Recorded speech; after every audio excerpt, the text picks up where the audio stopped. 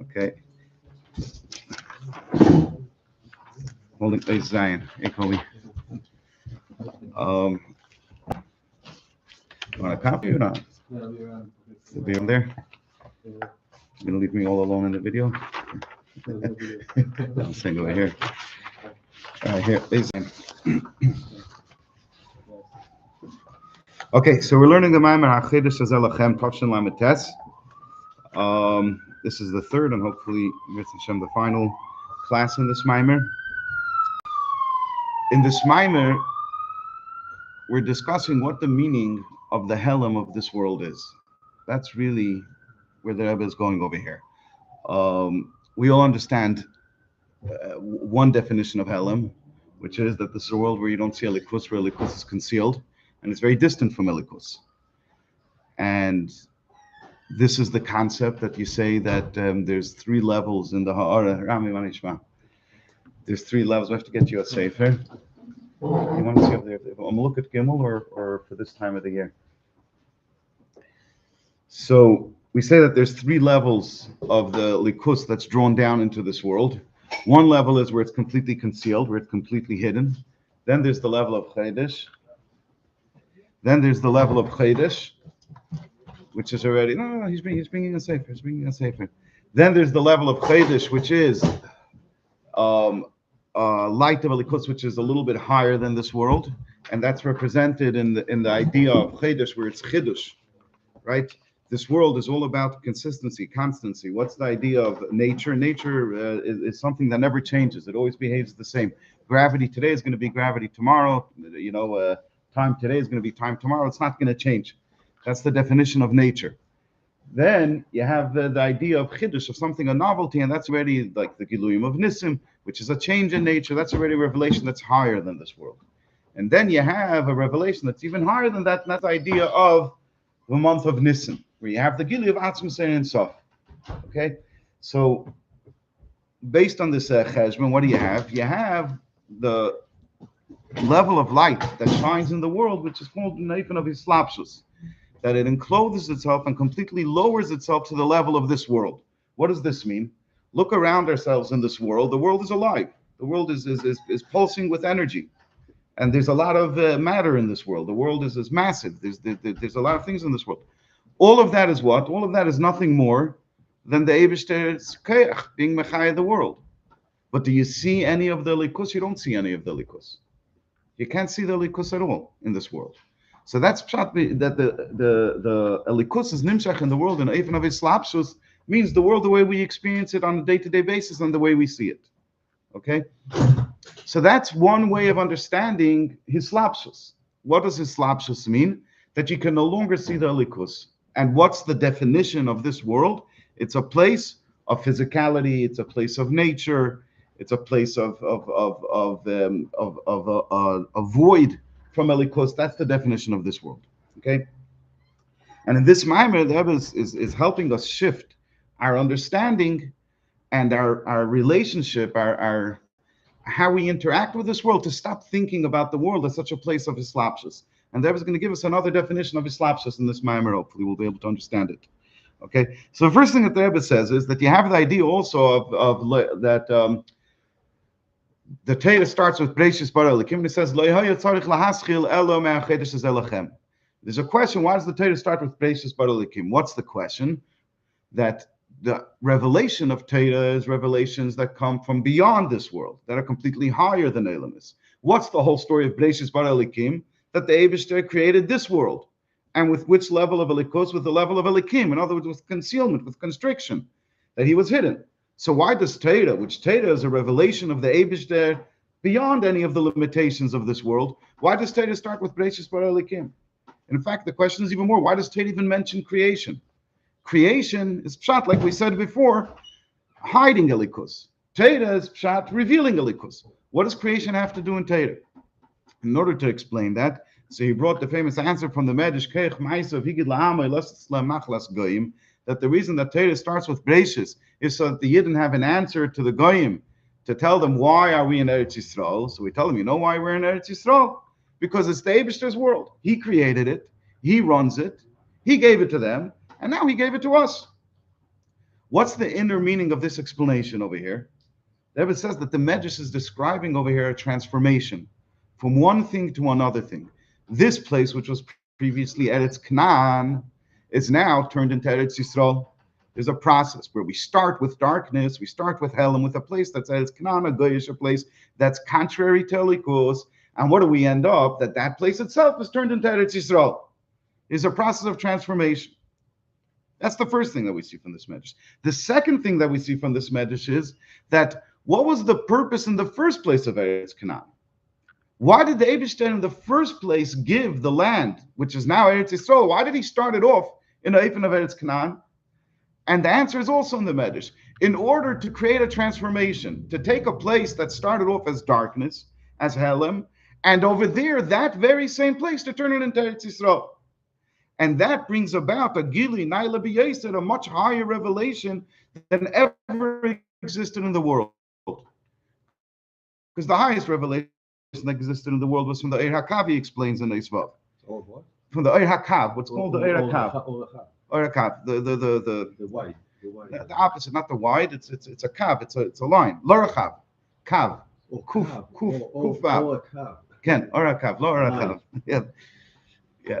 So that the world without transformation, even the revelations in the Elamis are all revelations of Eir HaKav. But when you have this process of transforming darkness into light, now you bring about a gilev and such a lifnei hatzimtzum. Okay. So what do we have now? What we understand is that every helem, every concealment, every place of darkness is taka, a place of darkness, but it was created in the first place in order to bring out light later. Okay, it was in order to bring out light later. Okay, so I'll use a muscle as far as this muscle goes. It's not a muscle from Chassidus, but to a degree, it brings out the point. Are there greater opposites? Yeah. Than a person sleeping or a person awake. Yeah, it's two opposite states as far, as opposite as black and white is. Yeah, person asleep and a person awake is a person in two completely opposite situations. Now, it's definitely true that when a person wakes up, the person changed his statement akatsa lakatsa. That doesn't change. Let me ask you a question. When you see a person waking up, what do you understand happened over here? You understand that first the person wanted to be a sleeping person, and now he changed his mind and he decided he's going to wake up. Yeah, is that the proper interpretation of what happens? Yeah, when you wake up in the morning, shots is that you changed your mind. You decide, you know what? I'm not going to sleep. I'm going to be an awake person. No, of course not. Right? You went to sleep only in order so that you could wake up. Right? So sleep is still sleep. Darkness is still darkness. But what's the Rebbe telling us? That's b'shvil hagili. That why did I go to sleep? Only in order so I could wake up. So I already look at sleep as a different thing. I don't look at sleep as sleep. I look at sleep as something that lets me wake up. Outside the tzachas, there are those people who wake up so that they could go to sleep. But whichever way it is, it's not a change of mind. Yeah, the people who go to sleep in order to wake up have a makkah and teda. But that's the way to do it, because in Hamapil you say, right? We ask the Eivishter that now I'm going to sleep, but please wake me up. So you see that going to sleep is lechatchila with the kavanah. You're going to sleep to wake up. There's no tefillah that we say in the morning when you wake up. Allow me to wake up so I could go to sleep. So in a way, this muscle works up to this point where we say that we don't relate to the fact that we woke up as a change of heart, as a change of mind. We're taka changing from one extreme to the other, from sleeping to being awake, but we don't feel, I changed my mind. This wasn't the first place to plan. So what the Rebbe is telling us is that any helem is the first place to plan. And why is it the plan? Because that brings about even a greater revelation. And that's why the Rebbe gave the Eretz Canaan to the Goyim in the first place before he gave it to the Yidden.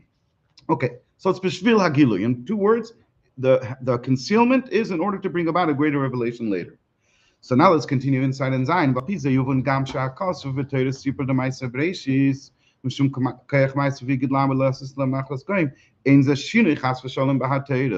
So now we can also understand that it says the story of the creation of the world is not a change in the Torah. And this is a question that he asked that we covered last week.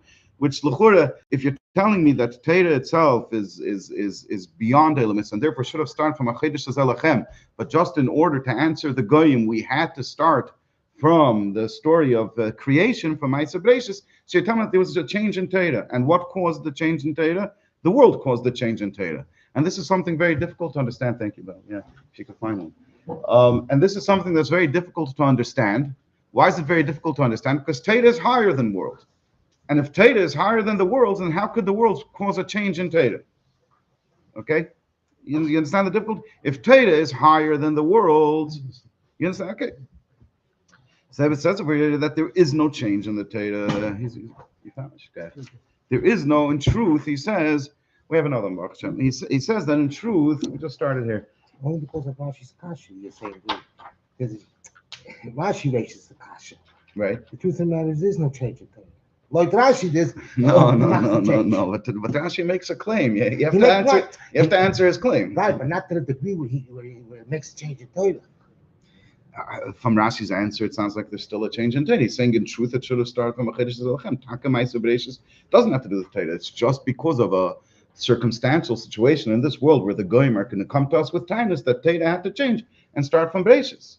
So it's a problem.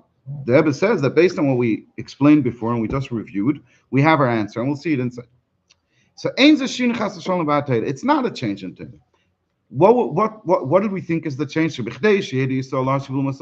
only in order so that the Yidden should have what to answer the Goyim. So therefore, Chas v'Shalom was written into Torah, things that are not part of Torah. So that's not the story, because this that we look at Ma'aseh Bereishis as the creation of the world, as the tzimtzum of Shem Elikim, like we see in the words Bereishis bara Elikim, and therefore it has no place in Torah. It's only the way the creation of the world exists on its own. Before this world experienced the revelation of Yetzias Mitzrayim, and before the world experienced the revelation of Umatan Torah, of the giving of the Torah. So the way the world stands on its own before these revelations. So over there, Taka, what's the definition of the world? What's the definition of the Helem? It's Shem Elikim. It's something that has nothing to do with Torah. What happens after the revelation of Yetzias Mitzrayim and Matan Torah, which is the idea of Hachodesh Hazeh, the topic of our Maimer?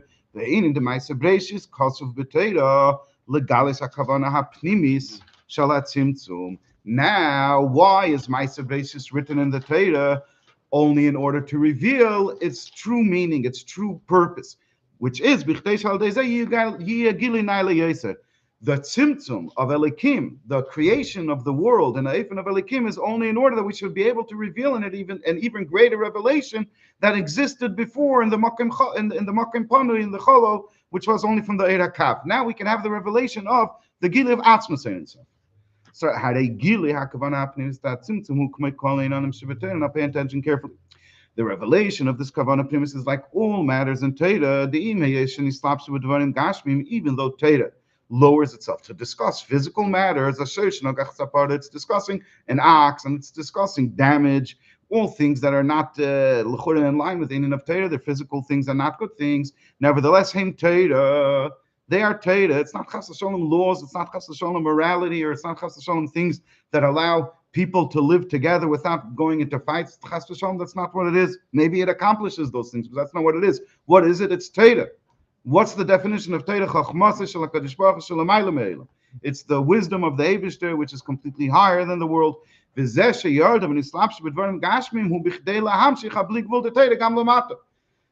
that Torah came down and enclosed itself in physical things is not in order that it should become concealed. It's in order to reveal the Atzmas in itself, the Gili of the Bligvul of Torah in the world itself.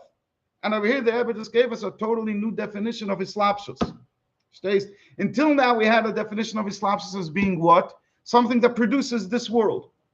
Something that completely takes away the light, and you can't see a likus anymore. That's the definition of Islapshus. To say that the Eibishter lowered himself to the level of this world, which is a physical world, is by definition to say that the Eibishter hid himself and made it impossible to see him or experience him. That's one definition of Islapshus. Says there's a second category of Islapshus, There's the Islapsis of Teda. The Islapsis of Teda runs by different rules. What's the Islapsis of Teda? Teda absolutely is applicable in this world. In fact, it's called a Tedas Chaim. It's a Teda of life. It's the way we live our life in this world. And it discusses things of this world. It tells us what to do down here in the physical world. Nevertheless, it remains the Chachma of the Eibishter. It doesn't become something of this world. Even as it's actually dealing with this world, it's still the Eibishter's wisdom. It's still the Eibishter's Chachma. So it's mislabish, but while it's mislabish, it still remains the Eibishter's Chachma. Why do I not steal? Why? What is he supposed to say? Why do I not steal? If it's mitzad, the understanding of Teda, so what do you say? Because Teda explained to me that stealing is not a good thing. And therefore I don't do it. Yeah?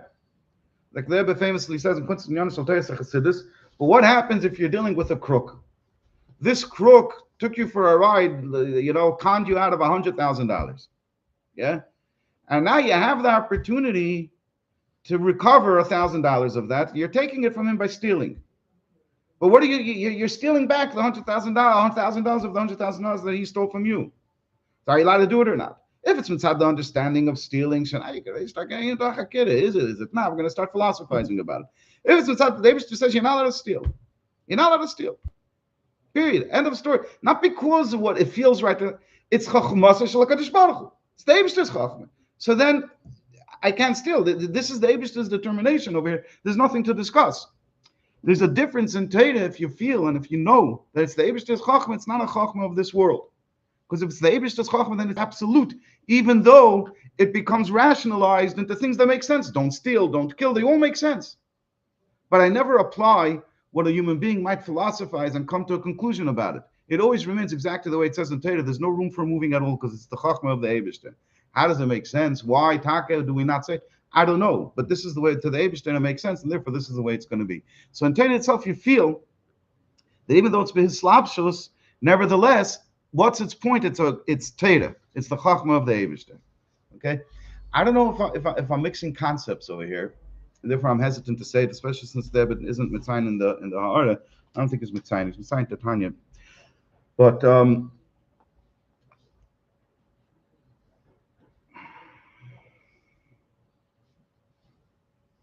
let's leave it out better. Let's just leave it out. We'll leave it out after the camp. What's the difference? It might be a confusing subject, okay? But the main thing to take up, okay, so until now in the Mama, we came up with two things, okay? The first point, which we really learned last week, is that there's the idea of tzimtzum b'shvil hagilu. That tzimtzum, just like going to sleep, we say going to sleep was never in the first place in order to sleep, right? It's the Eibush that hid himself or gave the Eretz Yisrael to the Goyim only in order to bring about a greater revelation later. That's the first thing that we got to involve. In Zion, the Rebbe adds for us that there's a new idea in Hislapshus. Until now, how did we look at Hislapshus? We looked at Hislapshus, there's only one option. When something is Nislabish, you completely hide whatever is higher. You completely hide the Likus that's higher than it, and you lose it. It's gone. Over here, it says, no, Teda is very different. Teda is compared to water, right? Just like water goes from high to low, but remains water. So the Eibishter's Chachma came all the way down into this world, but it's still a Gilui of the Bligvul of Teda down here in this world, and that's why the story of Ma'aseh Bereishis is in Teda also.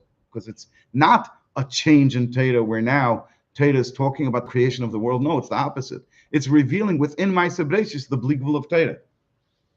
The Bligvul of Teda is now revealed also in Bereishis bara Elikim. And that's why it's not a change in Teda. Okay, let's continue now to Ches. Now we can finally come back to what we opened the Maimer with, months of Tishrei and Nisan. But first, let's do an introduction. What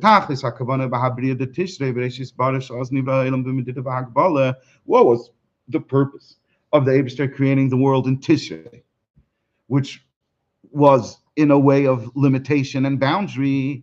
The purpose of all of that was that's through the Yid and learning Torah and doing mitzvahs. We should have within this world the revelation of the Bligvul of Nisan, Hachodesh Hazeh. And this is something entirely new to this Maimer. Until now, what were we saying? That they're opposites. Tishrei and Nisan are opposites. And therefore we say, why do we start counting the months of Tishrei from Nisan L'chura? They're opposites. Over here, it says, no, they're not opposites.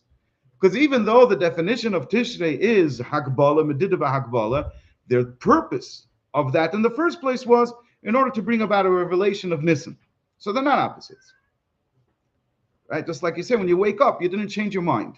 Even though this is sleeping and this is awake, you didn't change your mind. It's not opposites. There are two opinions in as to when the Eibishter created the world. There's Das, Rabbi Lezer, Shabbatishin Nivreilim. To be more specific, Chafei Elul, just the Aleph Tishrei was the creation of Adam Rishon. And then there's the Das of Rabbi Yeshua, Shabbanishin Nivreilim, that the world was created in Nissen, starting from Chafei Adam. She'elu ve'elu divrei Elokim Chaim, and they're both true. It's explained in Chassidus. El Shabbanishin Olam Machshava Livrei. In Nissen, what happened? That's when the Eibishter had the thought that he wants to create the world. And then when did the Eibishter actually create the world? In the following Tishrei is when the Eibishter actually created the world. And according to what it's known, it's explained in other places in Chassidus. It's also an obvious point. That what's the purpose of any action?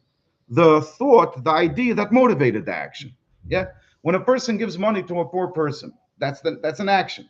He gives money. What's the purpose of this? His thought that he had before that he wants to help this poor person. That's the beginning, and that's the purpose of the action, is the thought. Even though the thought itself can't accomplish anything, what's the main thing? The main thing is the action. If the ani doesn't get the money, then the person has nothing. The person who wants to give has nothing also. He couldn't do what he wanted to do. But nevertheless, do we say that the action is the purpose? No. In other words, it's the purpose, but what was the purpose of the action? How do we define the purpose of the action? That thought that he had in the first place is the purpose of this action, to help this poor person out. Right? So it's an interesting combination. The action is the only thing that does it, but what's the purpose of the action? It's completely defined by the thought that led to it. So that's Seif Ma'asav Machshava Tchila.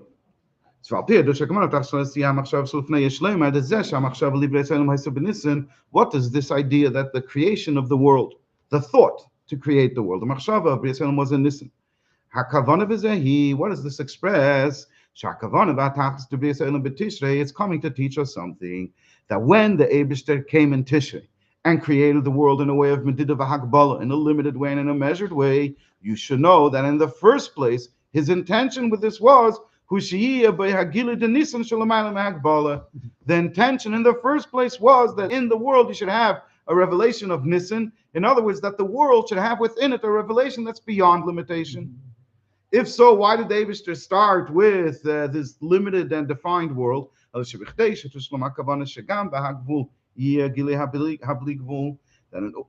even in a place of limitation, you should have a revelation of Bligvul. So when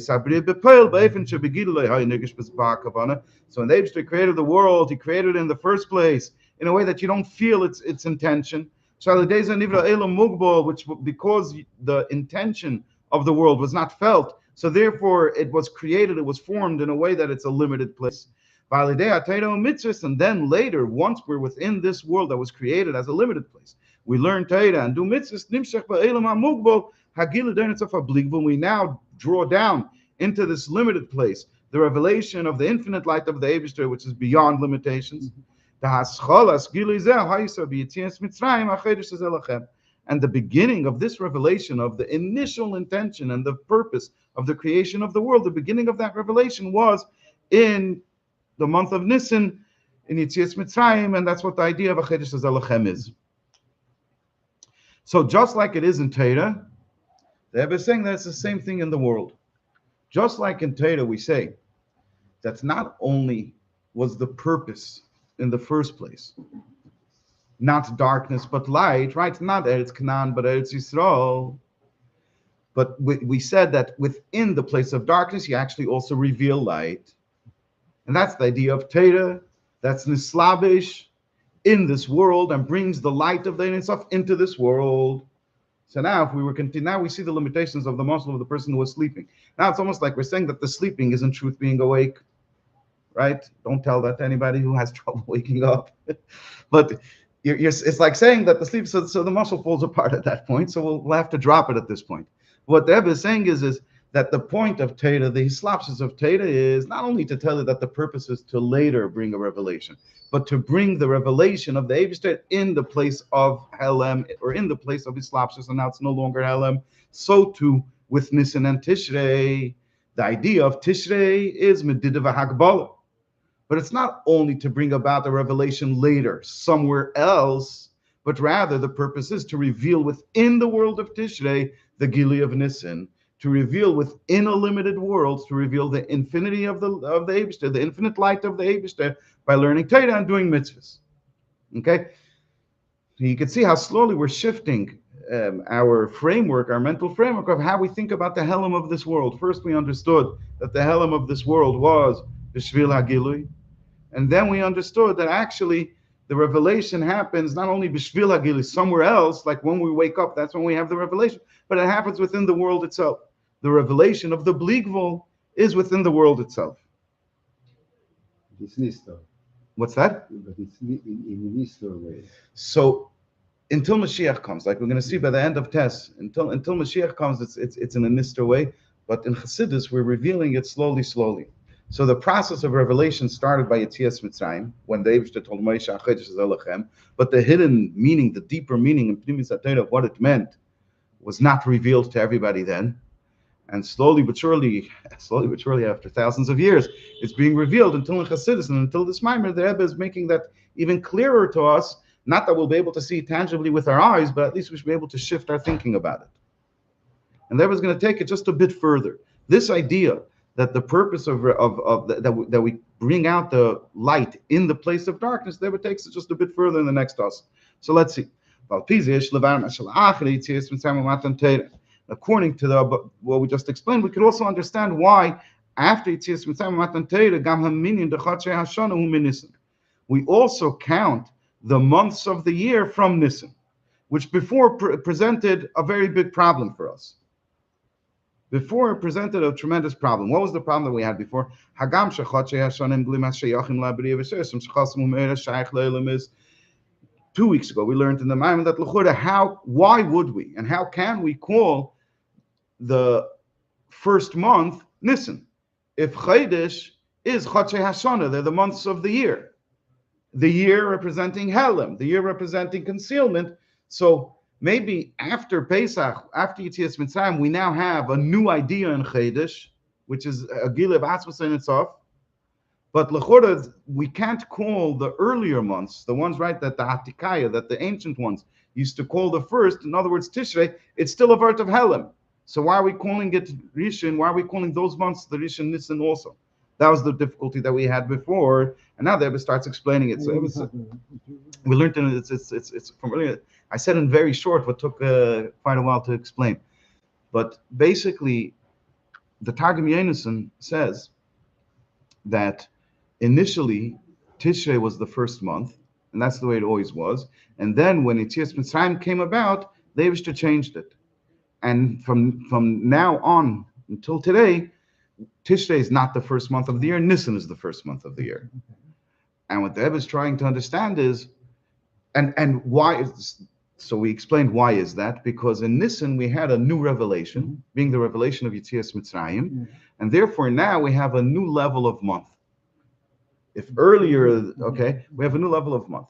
The difficulty that Rebbe remained with is that this explains why we should say, okay, now we have a new type of a month. We have the old type of the month, which still represents concealment, the Helem, the Hislapshus in the world, and that we should still start counting from Tishrei. That's still a Tishrei word. Then we have a different type of month. Then we have the Nisan month. That we start counting the first one from Nisan. But that's not what the Targum Yonasan says. Targum Yonasan says that this same month, that this same idea of month that we used to call Tishrei the first, we changed that also.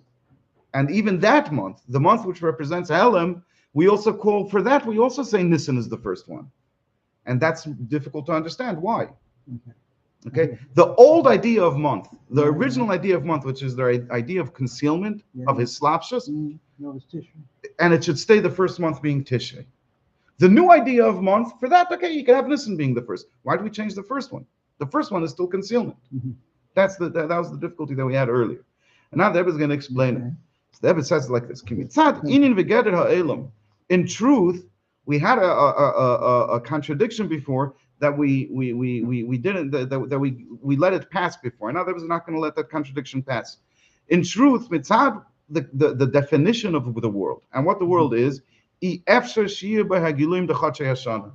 can't have any revelation of Chatzei Hashana. You can't have the idea of a month. Even the Chatzei Hashana, which are not yet the Chadashim of Nisan, they're the lower level of Chadashim. That's why they're called Chatzei Hashana. Still, it's Melashim Chidush, it's something new. It's a novelty, which is the opposite of the definition of world, which is Shana, repetition of the same exact thing. And this, that within the world, in other words, in a level where the light is mislabish and encloses itself completely as we see it enclosed in this world. Nevertheless, we have the revelations of the months of the year, which is higher than Hislapshus. That really never should have been. And why was it? It was actually an embedded introduction that the Eibishter put into the world from the very beginning, so that we should be able to later draw down. We should be able to later draw down the light of Nisan down into this world. Okay? So what Dev is saying over here is we went a step further. We said now that until now, what did we say? What was revealed in the world when the Eibishter created the world? What was revealed in it was the idea of a level of Hislapshus. What was Nimshach into the world was a light of Hislapshus, Shem Elikim. Now the Rebbe is saying that Chadashim was actually, the Eibishter put something into the world that should help us and should reveal to us these ideas that the Helam is Bishvil HaGilui, and that the Gili is going to be in the place of the world itself. And what is that? That's this idea that there are months in the year, which the revelation of a month represents a light that's beyond the world. So from the very beginning, we see that within the world, it has within it already a light which is higher than the world. And this serves as a preparation for the completion of that revelation, which only came by Yetzias Mitzrayim when we had the full revelation of Nisan. Okay, so from the very beginning, even in the very creation of the world, we already have this idea that it's not Helem. You could find in it, if you look carefully, you could find in it a hint of revelation of the Eibishter, which is represented by the concept of months, of Chadashim. Okay. With this, we can understand the Maimar Chazal, which says that when the Eibishter, from the time that the Eibishter chose his world, he established within it months and years, right? Which later says, and then when he chose the Yidden, when he took the Yidden of Mitzrayim, so then Nisan became Rosh Chadashim. But this is a strange lesson. What does the Medrash mean when it says from the time that the Eibishter chose his world? Chodesh should have said from the time the Eibishter created his world. What's this? What's this new concept? A separate, distinct concept from creation. The Eibishter chose the world. So it says like this: this that the Eibishter established new months within the world, which is contrary to the very definition of the world, like we just explained. It's not from the idea of creation; it's a revelation of Bechira, which is something that's a little bit beyond creation. It's the revelation within the Bria of the intention of the Bria, right? So the actual creation is the thing itself, is the world itself. In the world itself, you can't see its intention. Bachar HaKadosh Baruch Hu Be'ilama means that the Eibishter revealed within the world his intention in creating the world in the first place.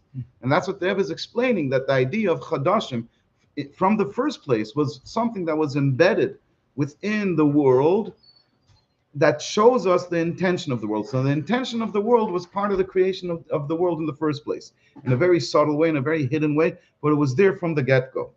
It was there from the very start. However, in other words, the creation of the world is in a way, when you look at the world, you can't sense the intention of the world, the purpose of the world.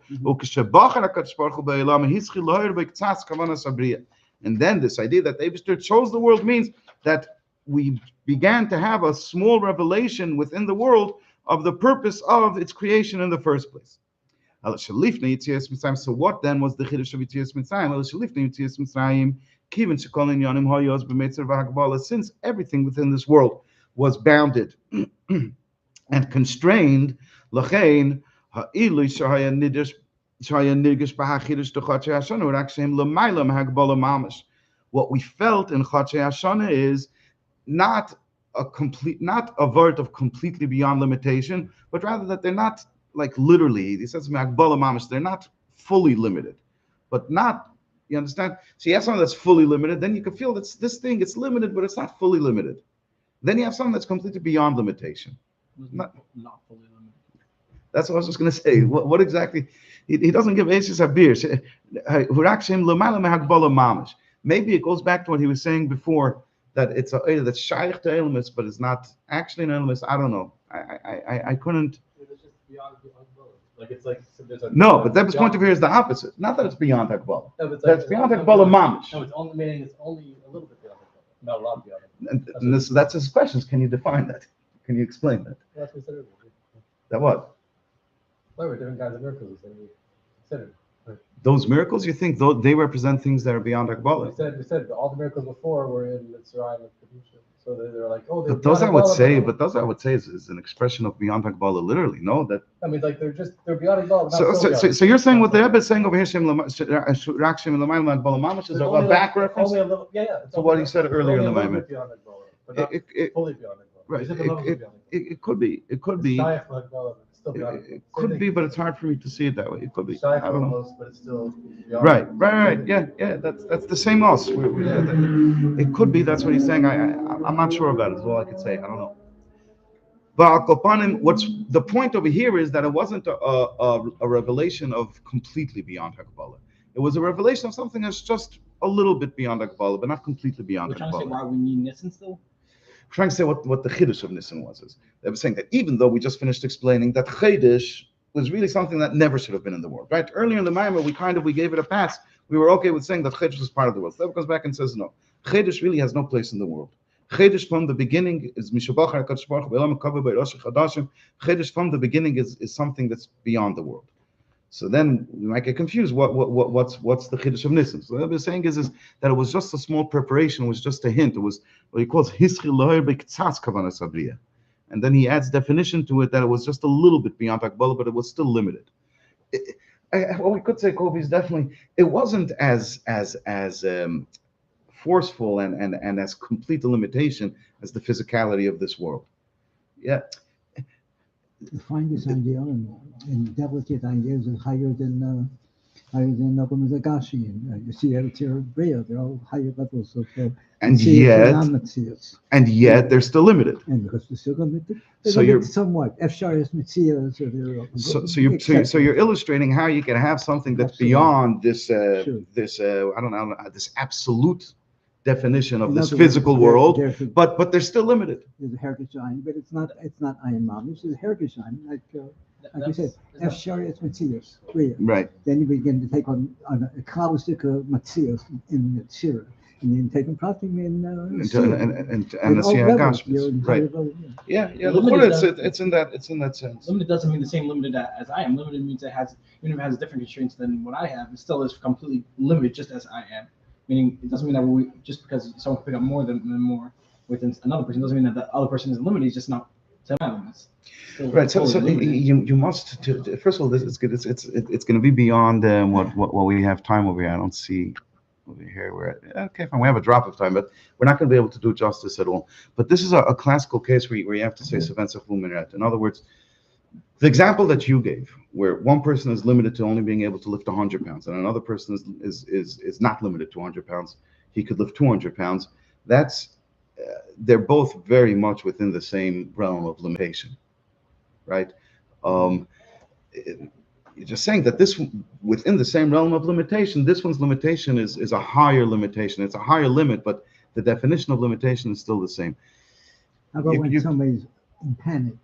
Maybe we could panic and they're able, the woman carrying the baby's jumper with the 6 foot. But you're still stuck that she's gone beyond. But you're still stuck within. You haven't got a limitation, but you've exceeded your limitation. It's in Aveda. You actually reached very far if you did that. We say you broke through boundaries like there's no tomorrow. Mhm. But we're not talking about Aveda over here. Perhaps a better thing would be, for example, if you look at Demon Tzimei Chaim Medaber. Okay, Demon Tzimei Chaim Medaber, they each have limitations, but you see a very substantial, not only substantial, fundamental. You see a fundamental change in the limitations. The limitation of Demon is that it has no growth whatsoever. Right, of course. It just remains. Tanya yesterday. What it was is what it is, and is whatever it will be. Mhm. It doesn't grow at all. Tzemach breaks completely beyond this limitation. Were you thinking about that? You want to give a different muscle? Whatever it is. Well, we'll finish this muscle, and then we'll see. So then Tzemach breaks beyond that limitation completely. It grows. It has growth. It Mhm. grows from an earlier stage, from a smaller stage to a bigger stage. Completely went beyond limitation.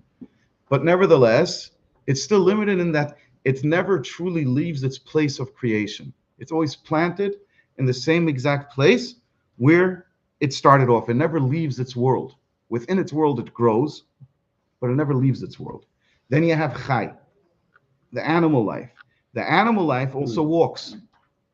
So it's not only that it grows from young to older to maturity, but it can actually completely move to a different place, which Right. represents that its growth is beyond the limits of where it started off. Right. Okay, and then you have Medaber, which I'm trying to remember now in the Maimer. What's What up? he explains is You look is up? that you look up. It could be. I can't remember in that Maimer just now. I didn't prepare this, so I can't remember.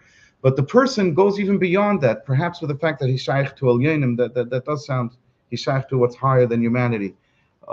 He can understand in malachim, he can understand in likus. It could be that's what it is. So here you see where let's just start with the lower two, which are more readily understandable. So even though tzemech doesn't have the limitations of daimim, so it's less limited, we'll call it, but it's still hakbala. So it's somewhere along those lines. And then if you want to move from the hakbala of the, nevertheless, they're all still within Gashmis, Elam Gashmi. You move to the Elam Ruchnim, now the hakbala of time and space doesn't apply anymore. To a Ruchniistic thing, it's beyond the whole construct of time and space. Time and space don't exist over there. At least not the way they are Begashmis.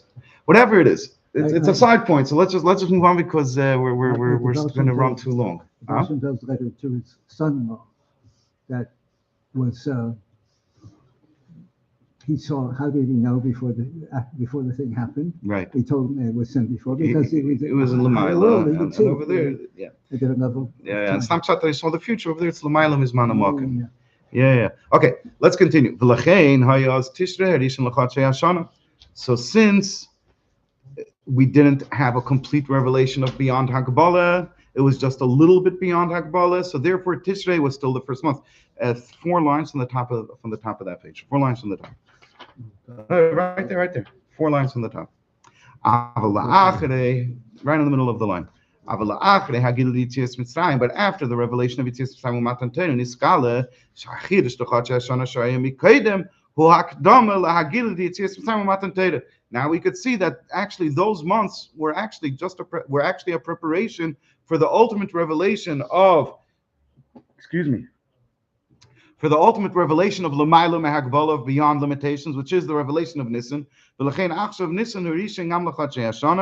therefore now Nisan is the beginning of all months, even the months of Tishrei. We start counting months from Nisan, including months that originally we counted from Nisan, because what was the vart of the month of Tishrei?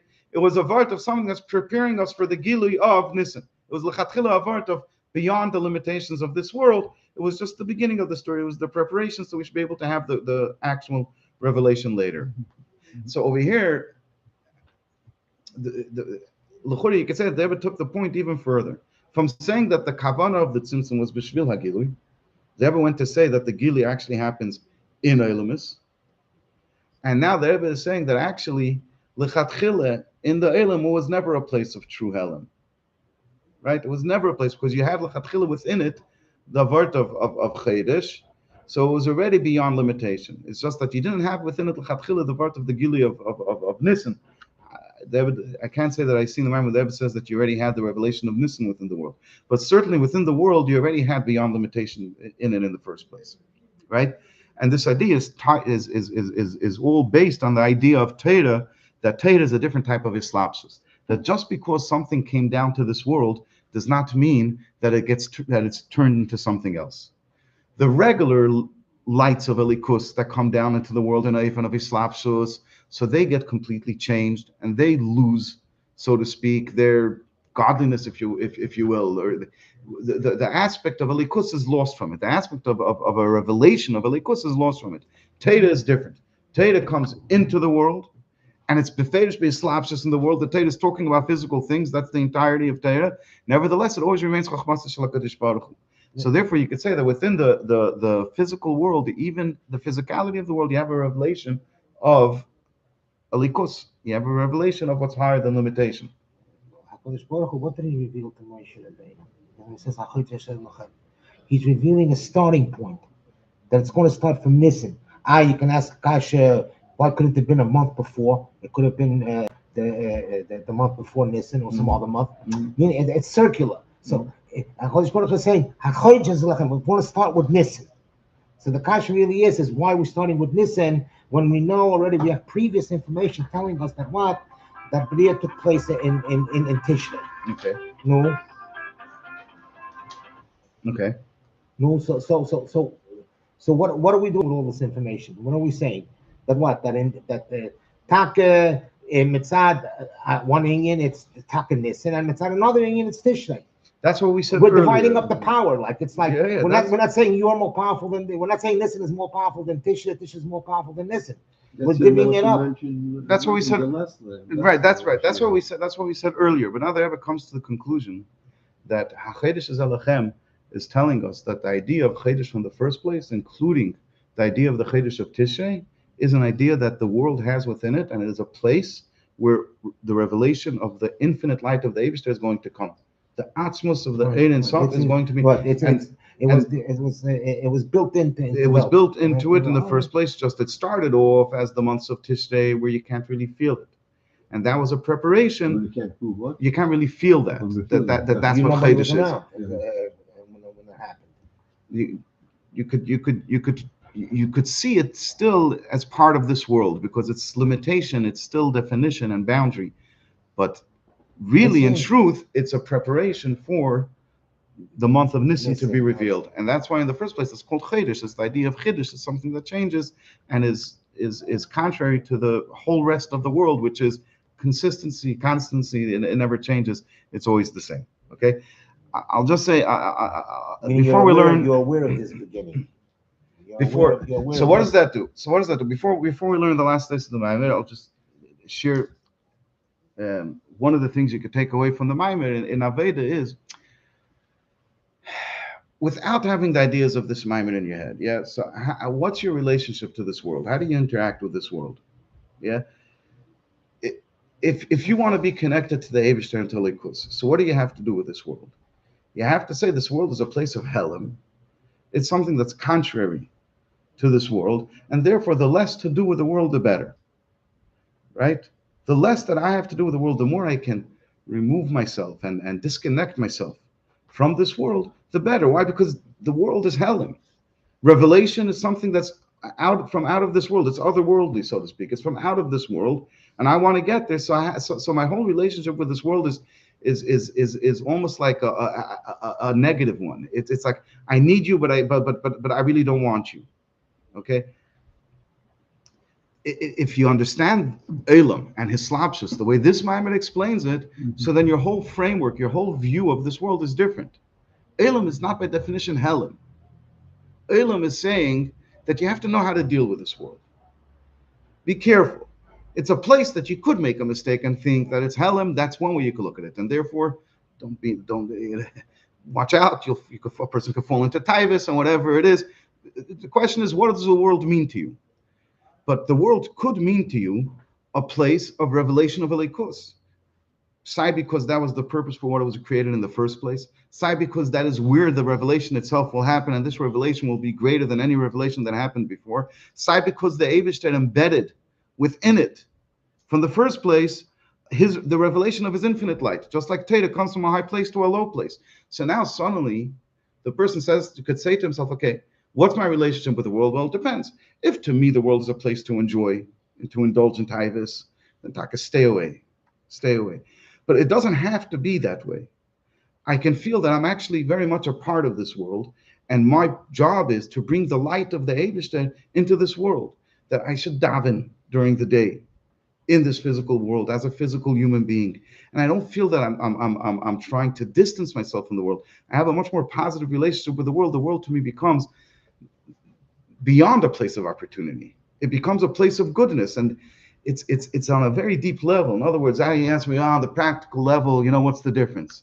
There'll be a difference on the practical level if you have a different outlook on the world.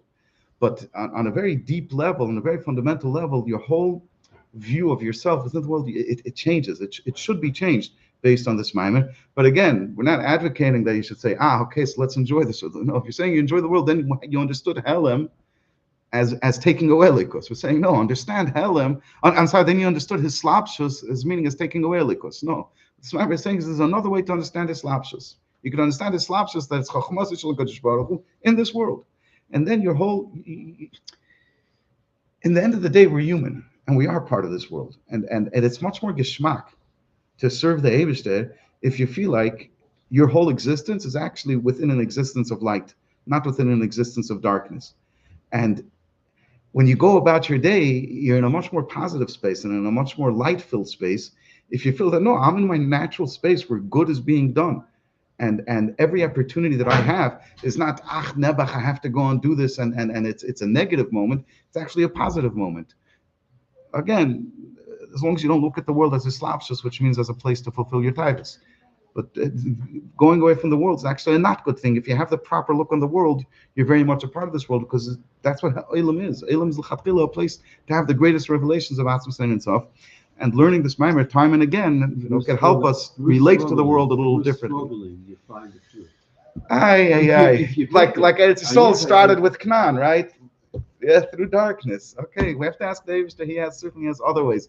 It shouldn't be through struggle, but yeah, definitely through darkness. A couple of weeks ago, because I maybe not for a couple of weeks ago. Every Friday night we get those. It's my Marin from it comes in the booklets in two papers, of the week. So he was talking about the life is struggling, but if you're doing it as a mitzvah, you're doing it because it's meant to be struggling, and because it brings you higher, bring the light into the place of into the struggle. Yeah.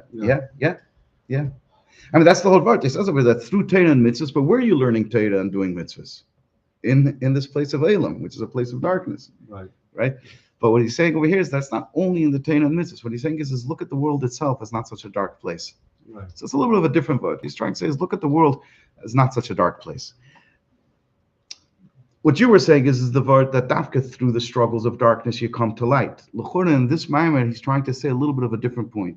Maybe we could start to look at it as not so dark. Now, we're not talking when a person has a negative experience. Yeah, that's a negative experience. But we're talking about just the fact of the world itself. Let's look at it not as such a place of darkness. Can we look at it more as a place where the ultimate revelation of Elikus was intended to be, will be, and is actually already there. It's embedded within it, just we can't sense it yet until Mashiach comes. Okay, let's do the last days. So this is where we're in, Rabbi. So we're in Hachodesh Nisan, which is this idea that we David just explained in the Maimer. That's what we just got into. We just left Adar and we went into Nisan. David's going to talk about that a little bit. The beginning of the revelation of Hachodesh Nisan, Shehu Rishon Gam L'Chadshei Hashana, which is what we just explained in this whole Maimer, who b'Shabbos Mevarchim Hachodesh Nisan actually starts just before Nisan. Shabbos Mevarchim of Hachodesh Nisan. Ubifrat K'Shakris Reish Chodesh Hu Be'emtza Shavua. And especially when the Hachodesh falls in the beginning, in the middle of the week, Lifnei Shabbos. It's not on Shabbos itself. Sha'az Kenin Ba Shabbos Lifnei Hachodesh Shabbos Mevarchim Parshas Hachodesh, which then you already have in such a case. You already have in this week before Nisan even starts. You lay Parshas Hachodesh in Adar. And even more so when Hachodesh Nisan falls out on the 5th day of the week, on a Thursday, as it was in the year when they left Mitzrayim, which then the inyanim of Nisan start on Chafei Adar. You got that? The inyanim of Nisan start on Chafei Adar. The inyanim of Hachodesh Hazeh lachem, and the idea of Nisan, which is the idea of Tzis time, starts when? On the day of Chafei Adar. What's Chafei Adar? Shabai Allah b'machshava livrei Yisraelim, which that is the day when the Eibishter's machshava initially happened to create the world. In other words, the machshava zui ha'kavana v'hatachlis shel habriya b'poel, which this purpose, this intention of the world, that is the purpose of the world of as it was created as a world. Shagam b'hagvul da'elam, that even within the limitations of this world, commission nivra b'tishnei yi yagilu erin safa bligvul, we should have within it the revelation of the infinite light of the Eibishter, which is the idea of Nisan. By bringing about this revelation of the infinite light of the Eibishter in this place of limitation, in this world which was created in Tishrei, that's how we fulfill the kavanah of the Eibishter having a dira b'tachtenim. The gilui beikir begula hasidah, which this revelation will be beikir, because it starts already now, but it's going to be beikir. The gula hasidah, the benisan niglo, benisan hasidah ligoil, which Nisan the Yidden were redeemed from Mitzrayim, and in this we will be redeemed from this final galus. Even though we are still within the month of Adar. Now, which what does the month of Adar represent? That you have Geula, but you're still stuck in Galus, you're still a slave to Achashverosh. Which is a similar idea to the fact that you had within the first half of the year, you had an Rosh Hashanah, which is in Tishrei, you had the bittul of the slavery of the Yidden in Mitzrayim, but nevertheless, they were still in Mitzrayim. So they had some level of Geula, but it was not a Geula of leaving Galus. It was a Geula within Galus. Nevertheless, says the Rebbe that since at the time of the saying of this Maimed, but really it's a concept that applies always, that even when you're still within Galus, even when you're still in a time which is supposed to be Galus, such as Chafei Adar, has Chalas Agilid and Nisan, it's only the beginning of the revelation of Nisan. Nevertheless, it's appropriate and it's right, it's correct. That the actual Gula should be in Chodesh Adar itself. And when Nisan, by the time Nisan comes around, what's Pshat? That by the time Nisan comes around, we're already going to be in a situation of Gula. As the famous answer or saying of the Frierdiker when you get this concept, that when we finish the Seder, we say Lashana Haba, next year may we be in Yerushalayim. The obvious question is why next year we want to be in Yerushalayim right now. So if you give an answer, we're saying by the time next year the Seder comes around, we should already be in Yerushalayim because we were there already from right now. We already got there from now. The Kmek who been again Maimer Zal Benisin Hasidin Ligol, so to been get to the Maimer Zal, that in Nisan Hasidin Ligol, that what how does the Betach this Maimer Zal? Not that the Geula will start in Nisan, but that in Nisan we will already be in a time of Geula. So there's two chidushim of the Rebbe over here. First of all, that the scholar of the Geula could already start, that the Geula could already come in a situation of Adar, and then he explains that what do we do with Benisin Hasidin Ligol? That means that the Nisan we're going to be already in a situation of Geula. And over there we will be able to eat from the karbanos that we bring to the Eibishter, and from the Karban Pesach, may it be this year, Mamish. Amen. In Kosher Pesach